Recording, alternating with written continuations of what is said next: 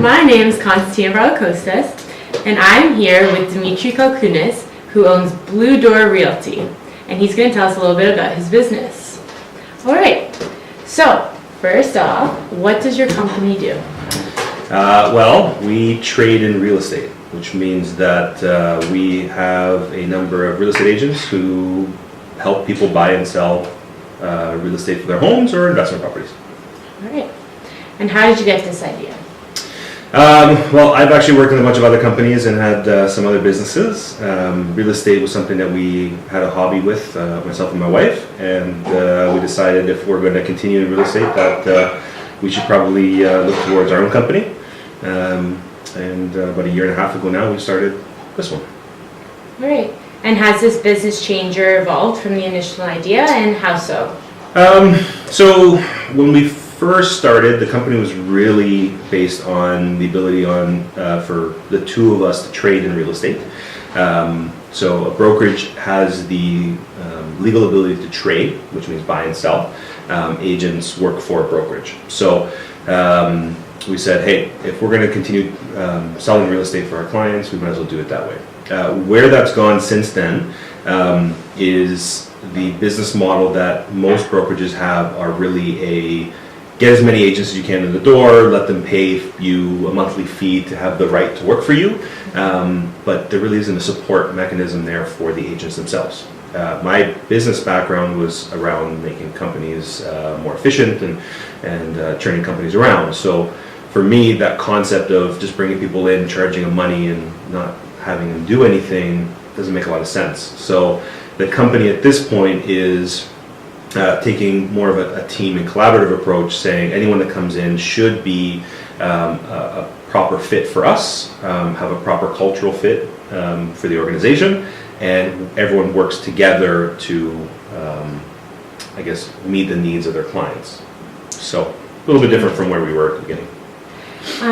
Did you have previous experience in this field, and how was it related to the industry of your current business? Well, my role in the company isn't to sell. My role is to run the operations of the business itself. So my background is in business management. I work for international companies doing similar things. So when this all came about, it was kind of a natural fit for me to take on the operations side of the company and use the experiences that I have to make this work. So you could say that a lot of, like, some of the situations you're dealing with now, you can use prior experience. You can relate it to situations you had in the past in different jobs. Yeah, for the most part. I mean, my role in my previous life, I guess, was making things more efficient in operation, making things run smoother, more secure, access to innovation, projects, et cetera, et cetera. So there really isn't a difference between running one company and another, except for the product or service that you're selling essentially to a client. So at its basic level, business is business. The product is different. When someone says to you, hey, I work in this industry and this industry is the only thing I know, I don't typically agree with that, because the industry itself, there's uniqueness to it. But if you're making a product, you're packaging it and you're selling it, or you're providing a service, it doesn't matter what those services are or those products are, they're typically the same, right? There's little nuances that are different, but the generality of the business isn't tremendously different. Can you describe how your business grew and how it developed? So from a growth perspective on our end, it's really about getting more agents in the door, which means building a bigger team. Different from what a typical brokerage is I'm not trying to recruit someone to come in and pay fees. I'm trying to attract talent to come in that wants to work with us to be able to achieve the same goals that we want. So we've gone from 2 employees to 7 now in a year and a half, and we're projected to grow about 2 more in the next 2 months. So we'll see for now. What challenges did you face when you first decided to pursue this business idea? Well, I left a good career on my other life to do this, but if you don't take a chance, then you don't know, right? So this is one venture. We had another one with some other partners that we were working on. We left that one as well, and this is where my focus is. All right. What resources did you use to get your business known and to grow your customer base? I wish it was known more, but right now a large portion of our budget goes towards marketing. There's certain numbers that you should stay in for marketing, but as a startup, especially selling a service versus a product, we have to spend a little bit more on the marketing side to get our name out there. There's also almost about 2,500 brokerages in the GTA. There's 70,000 agents, so there's a tremendous amount of competition out there that we have to compete with, and because of it, we have to put ourselves out there that shows us as a little bit different than everybody else. Did you require external investment to start? No, we did not in this venture. Did you develop a business plan? Why or why not?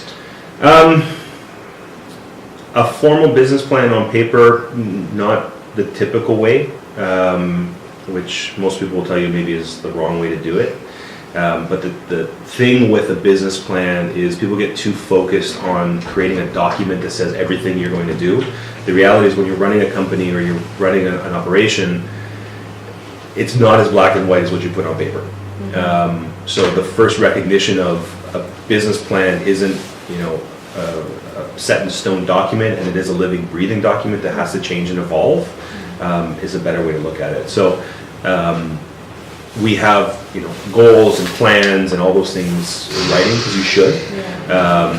We have our projections of where we want to be. Those are things you need to look towards. We have our mission statement and all those things that you need to put together. But I was never a fan of let's put a 50-page document together that says everything we're going to do, because the reality is in month 1 and month 10 of your business, they're going to be completely different anyways. Was there a particular factor that moved you from thinking about the business to taking action? What do you mean? What was it that pushed you or drove you to actually pursuing this idea rather than just sitting on it for like a while, a couple of years here? There's a couple things, right? My wife and I were doing this before. We were working for other people. The original concept was really to kind of work for ourselves, but that's evolved into hopefully changing the way some of these brokerages work and operate. So that's really the drive right now. Everyone has their opinion on how things should run in certain industries. I think a lot of real estate agents believe that the industry is very simple to get into. I think a lot of people believe that brokerages are really simple to run. The reality is there's paperwork and compliance and government regulations, all those things you need to deal with, but there's also a service that has to be provided, right? A lot of people seem to kind of think of it as you get a client and you do a job and you walk away from it, where in any customer service field or hospitality, tourism, all those things, you're not just building a client relationship for one transaction, you're building a client relationship for multiple transactions or years in their life, what they're doing, how they're changing, they're growing families, et cetera, et cetera. So we really want to focus more on the client and their service and what they want to get out of the relationship and build clients for a long term. What characteristics does your business have that differs you from competitors? So I can't say that we are all the same or all different. Everyone has their uniqueness, and every brokerage has a purpose for it. And everyone works with someone because of whatever circumstances, and that's completely fine. We take an approach that the agents that work with us, the brokers that work with us, are part of a team, that we work together to help each other. A lot of agents work as independent contractors themselves. Everyone's really an entrepreneur in this game. But if people work together and they're working towards a common goal, at least that way people are successful. If you're working in an office where you have someone else that's, doing a lot of business, that pushes you just because you see them doing something every day, right? So that's the kind of environment and culture that I'm trying to build, so that, people can push each other to really excel in their own careers. That's kind of like what my program is pushing, creative like collaboration, and the fact that working in teams could be more beneficial than working individually. What characteristics do you believe are important to be a successful entrepreneur? Guts, money, deep pockets. No, it's most people don't take the entrepreneurial plunge because of a fear of risk, fear of failure. And people believe that they need a little bit more than what they might need to survive. And honestly, if you have a job where you're making good money and you're working 9 to 5 and you go home and you have your weekends off and everything else, it's hard to leave that to go work, 90 hours, 100 hours a week, 7 days a week. You're working at midnight or wherever it is. So it may not be motivation, but it's fear that holds a lot of people back from taking those chances. Right. Not everyone is an entrepreneur. Not everyone wants to run their own company, and that's fine. To each their own. But I think the biggest factor is, having the guts to really go out and try to do it, and knowing that if you fail, you fail. That's okay. At least you tried. Yeah. Right? You don't know. You don't know unless you try it. What advice would you give to start and develop a successful business from the ground up? Have a vision. Know what you're trying to achieve, whether that's a product or service. Believe in your product or service. If you don't, then no one else will. And just keep working at it. If you put in the time and the effort and you believe in what you have and you take the opportunities that come at you, you should be successful.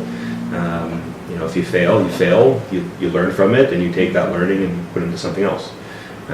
Most people fail a few times before they succeed, and that's okay, right?